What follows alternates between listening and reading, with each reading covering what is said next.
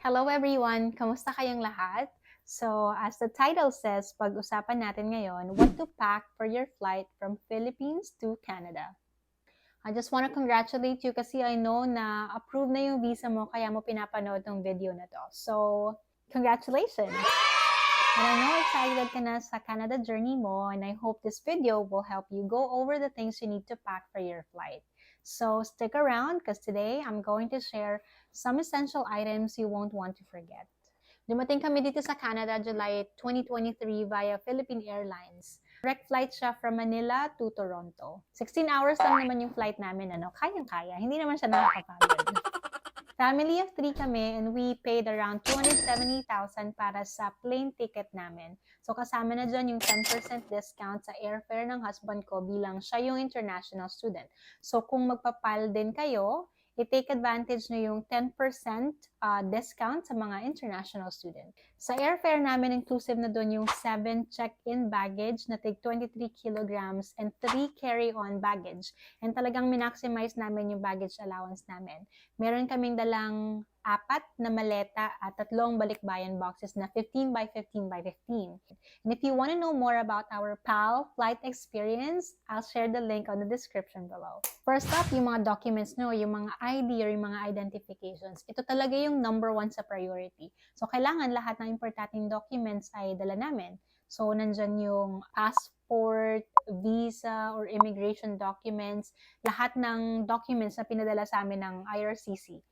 Birth certificates namin, marriage certificate, baptismal certificate. Kung nagda-drive kayo, dalhin nyo yung, syempre, driver's license nyo, tapos kumuha na din kayo sa LTO nung certificate of no apprehension at driving certificate or international driving permit. Tapos, medical records and vaccination history, especially kung kasama nyo yung anak nyo. Kailangan nyo ng vaccine records nila. Nadala din namin yung mga academic transcripts or diplomas namin, mga work-related documents like mga training certificates, mga awards, tsaka mga recommendations letter na magagamit natin pag mag-a-apply na ng trabaho dito. Although, isang employer lang sa lahat ng in-applyan ko dito ang naghanap sa akin ng recommendation letter. So, buti na lang ready ako. Recommendation letters are not really necessary, pero if may time pa naman kayo, mas maganda nang naka-ready parati, diba? Na-organize namin lahat ng documents namin sa folder para mas mabilis mahanap yung mga papers. Bumili kami ng clear book organizer sa National Bookstore or hanap din kayo sa Shopee. Meron yan. Tapos sa carry-on baggage namin siya nilagay. It's also a good idea na mag-scan ng mga documents. If possible, store them digitally or Google Drive para may backup kayo just in case lang. Next is yung mga medication and first aid travel kit. Yan, importante sa akin to bilang nanay, Tapos kasama ko yung mag-ama ko. So, bumili kami ng mga gamot like Diatabs, Kreml S, Bonamine, Newzep, Tuceran, Biogesic, name it, yung mga over-the-counter na gamot. Mga tigdadalawang banig lang naman yung dala namin. Alam mo yon, para ready ka parate. And dapat, laging Girl Scout. Para pag sinakitan ka ng tiyan, may dala kang gamot. Kasi baka, alam mo yun, hindi ka hiyang sa mga gamot na available dito sa Canada. Kasi hiyangan yan, di ba? Tapos, meron din akong dalang Gaviscon. Yan, importante yan para sa akin. Nagdala din ako ng mga gamot ng toddler ko, like paracetamol, mga vitamins niya, Vicks, Cool Fever, yung nilalagay sa noo pag may lagnat, tas Vitalite para iwas ma-dehydrate ang bata kapag may sakit. Tapos, nagdala din ako ng Calmoseptin para sa mga rashes niya. Tapos, syempre, kung may mga dala kayo na prescription drugs, dalhin nyo din yung mga reseta nyo para lang, kompleto yung documents nyo. Nagtitake pa ako ng isotretinoin para sa acne ko. So, dala ko yung reseta ko doon at saka yung reseta ko for tretinoin din. May mga dala din akong Band-Aids, Betadine, Gaza, at saka mga medical tape. At syempre, dahil tumatanda na tayo, kailangan natin ng mga ointments. May dala akong efficacent oil, Katingko, White Flower, Tiger Balm, Omega, Pau. Tapos may dala din akong Salon Pass. So, yan, kailangan natin yung mga yan. Tsaka yung Vicks Vapor Rub, tsaka Vicks Inhaler para sa migraine. Sa check-in baggage namin yung mga yan nilagay. Tapos, nag-pack lang ako ng konti para meron din kaming dala sa carry-on baggage namin. Para mabilis namin makuha pag kinailangan namin sa biyahe. Now, let's not forget about our electronics, mga gadgets natin. Siyempre, you want to bring your phone, your laptop, chargers, mga Apple Watch natin dyan, and any other gadgets na kailangan natin. And, magkaiba yung voltage nila dito. So, the standard voltage in the Philippines is 220 yata. Dito sa Canada, yung voltage level ng mga devices dito ay 110 or 120. So, check nyo din yung mga dala nyo kasi baka naka-dual voltage naman yan. Usually, 110 to 240. Yung mga laptops natin and phones natin sa Pinas, naka-dual voltage na yan, kaya di na kayo mag-worry. So, you should be fine. Hindi nyo na kailangan magdala ng mga adapter para sa mga phones nyo. Mga screen protectors at phone case. Yan, meron dito, pero ang mahal, tapos ang papangit pa ng mga design. Diyan na lang kayo bumili, mas magaganda pa. Tsaka mas sulit bumili dyan sa atin.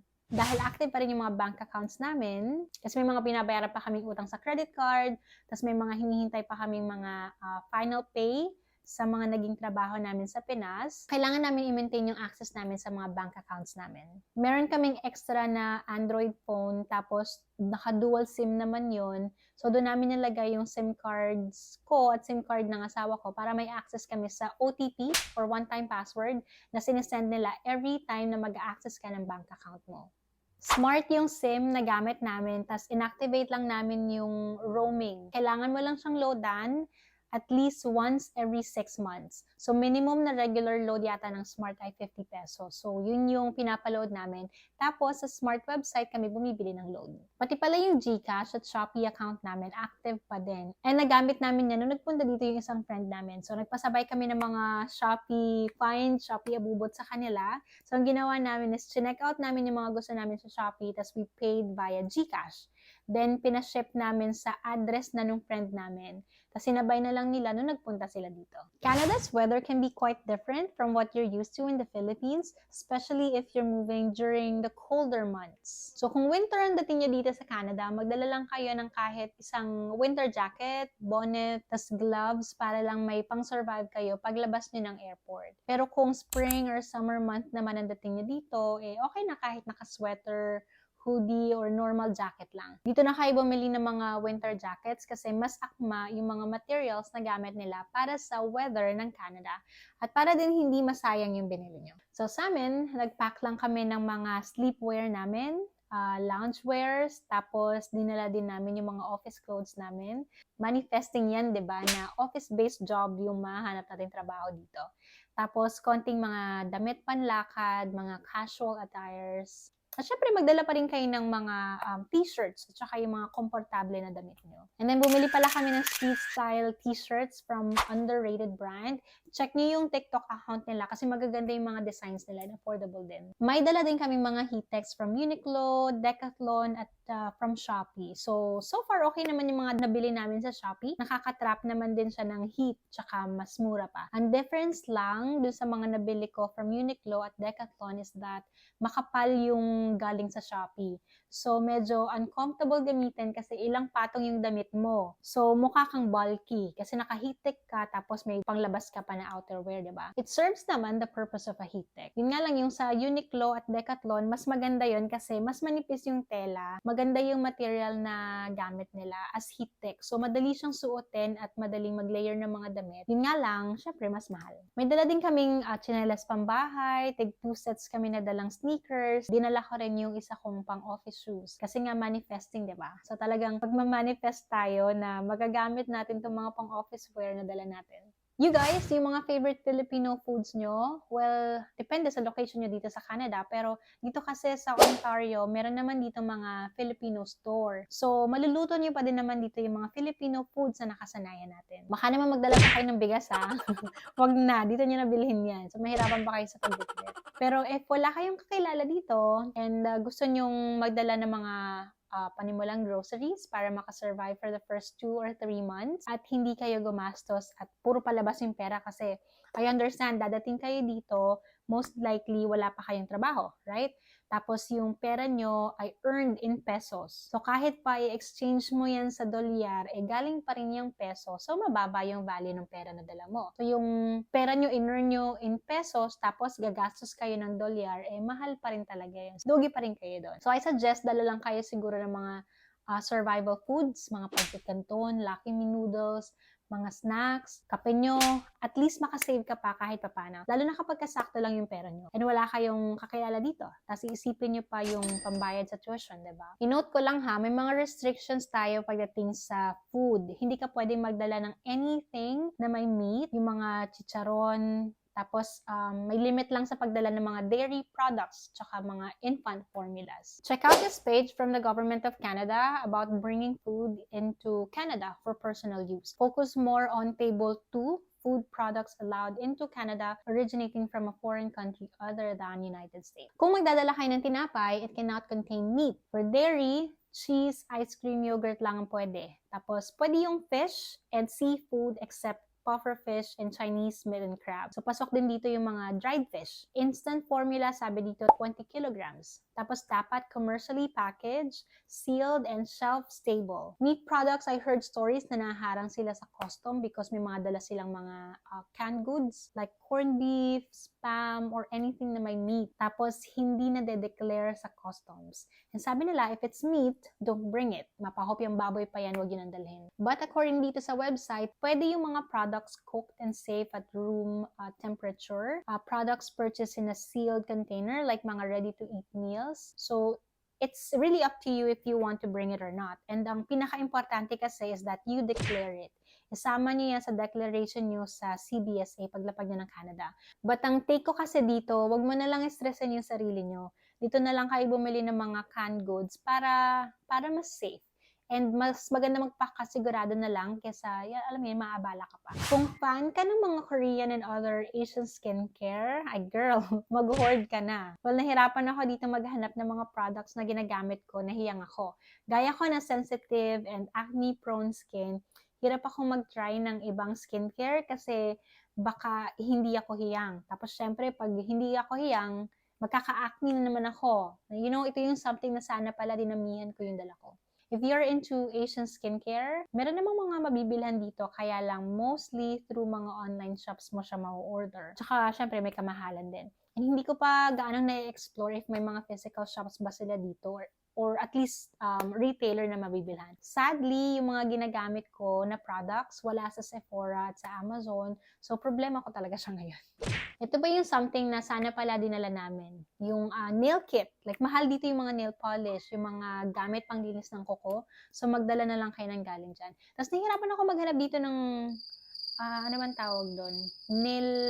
Yung mga cuticle remover, wala akong makita. Even Amazon or sa mga drugstores dito, walang ganun. Tapos sa sabon, if gumagamit kayo ng mga pampaputi, like mga Kojic, ganyan, magdala kayo. Well, hindi uso yung mga whitening products dito at ang madami dito yung mga moisturizing products dahil nga sa weather dito. Malakas makadry ng balat, kaya puro moisturizing yung mga products nila. Pati yung mga makeup, yung mga Get Ready With Me products ni Miss May Layog, mga products ng Strokes Beauty Lab. Yan, yung kung kagaya ko kayo ng mga fan ng products nila, bilhin nyo na yan dyan sa Pinas pa lang. Tapos damihan nyo na para may backup din kayo. There is no limit on how much money you can bring into Canada. But, this is the most important thing. You must declare it. You have to declare amounts over a certain threshold. If you are carrying a large amount of money, large amount is when you have 10,000 Canadian dollars or more, and you are bringing it into Canada. You must declare it to CBSA. Hindi lang to cash on hand ha. Any financial instrument na dala nyo, may it be a check, a draft, or if you have 10,000 Canadian or more, declare it.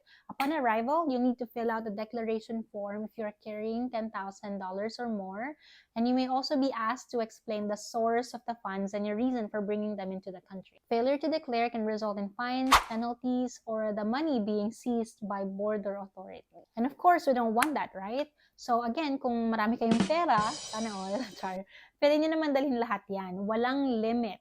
But then you have to declare if it is 10,000 Canadian or more. Important note lang, research Canadian customs regulations for any items you're unsure about bringing. So it's always best to, read and check Government of Canada's website para informed tayo sa pwede at pwede nating dalhin. We want to make sure na smooth yung flight natin as much as possible para iwas stress sa biyahe, di ba? Declaring is a law according to the government of Canada. So you are required by law to declare all food, plant, and animal products kung may dala man kayo. Nasabihin sa inyo ng iba, hindi naman bawal magdala niyan. Nakapagdala nga kami dati niyan. Or hindi naman namin dineclare. No, if nakalusot sila dati, huwag niyo nang gayahin. Why? If ma-random check yung mga bagahe niyo and you fail to declare any of these products or to provide required permits or certificates, kanyan, it can lead to detention of your products. Well, okay pa nga sana kung i-confiscate lang yung mga dala nyo. Eh kung ma-penalty pa kayo or umabot pa sa prosecution, di ba? Mas malaking abala yun. Kaya talagang wag nyo nang isugal. Pack essential items in your carry-on bag in case your checked-in luggage is delayed or lost. Label your luggage with your contact information in case it gets misplaced. Bumili kami ng green na luggage cover sa Shopee para kitang-kita namin yung mga bagahe namin. Tapos may information din in case of emergency. Being mindful of weight restrictions for luggage to avoid excess baggage fees. According dito sa Philippine Airlines website, each passenger is allowed one piece of carry-on baggage with a maximum total dimension of 22 by 14 by 9 inches and maximum weight of 7 kilograms. In addition to the free carry-on baggage allowance, a passenger is allowed to carry on board one personal item. So check-in baggage naman, that's 2 pieces at 23 kilograms each. One luggage is 1 piece at dapat 20 kilograms lang bawat luggage. Then read about dangerous goods reminders ng airline. Tapos yung mga liquids, aerosols, and gels, make sure na 100 ml lang ang dala nyo sa carry-on baggage nyo. Yung container mismo yung dapat 100 ml. So any container larger than 100 ml are unacceptable for carry-on even if the container is only partially filled. So kung may mga malalaki kayong toiletries dyan na dala, sa check-in baggage nyo siya ilalagay. Basta yung 100 ml na limit ay yung lalagyan mismo. And if may dala pala kayong mga sharp or pointed objects like gunting, razors, mga nail cutter, may mga knife, yung pusher, nipper, yan, bawal yan sa carry-on. So, dapat nakalagay sila sa check-in baggage. Since airline policies can change, I recommend visiting the Philippine Airlines website or contacting their customer service directly to get the most accurate and up-to-date information regarding baggage requirements and policies for your specific flight from Philippines to Canada. So this will ensure a smooth and hassle-free travel experience, right? Thank you guys for joining me today. If you found this video helpful, make sure to subscribe to my channel and give this video a thumbs up. Ano ba yung mga dapat dalhin? Baka may nakalimutan ako. Well, let me know your thoughts on the comment section. And if you are coming here to Ottawa, Ontario, and kailangan nyo ng assistance, let us know, baka kaya naman namin magawa ng paraan. Like mga pick-up sa airport. So kung kailangan nyo ng tour guide para makapasyal kayo dito sa Ottawa, let us know, okay? Baka kasi kaya naman namin isingit sa schedule. But why am I doing this? Well, we receive all the support we needed from our relatives and newfound friends to make our new life here comfortable when we first came here in Canada. And so I want to pay it forward, and I'm willing to help to the fullest extent possible within the limits of my available time. So stay tuned for more vlogs about our visa application journey and our new life here in Canada. See you again. Bye!